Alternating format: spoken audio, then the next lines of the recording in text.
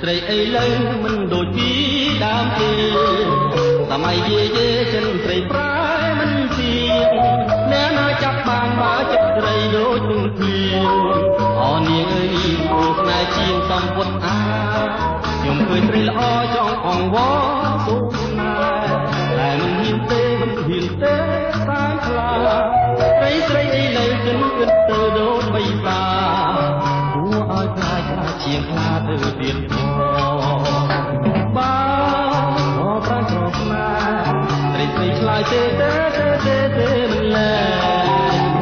អ្វីបើរូបយើងគ្មានព្រៃយ៉ាងតែគ្មានប្រាំងគឺចាស់ហើយថារូបមើលតែប្រាក់សក្បាលណា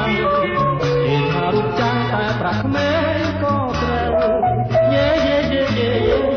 ស្រីអីលើប្រយ័ត្នទៅគេលួចស្នេហ៍ដូចគុំមីង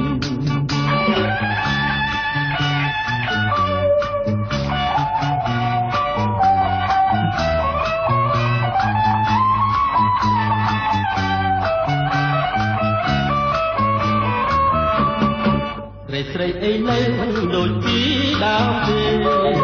សម័យយាយចឹងស្រីប្រាមិនទៀង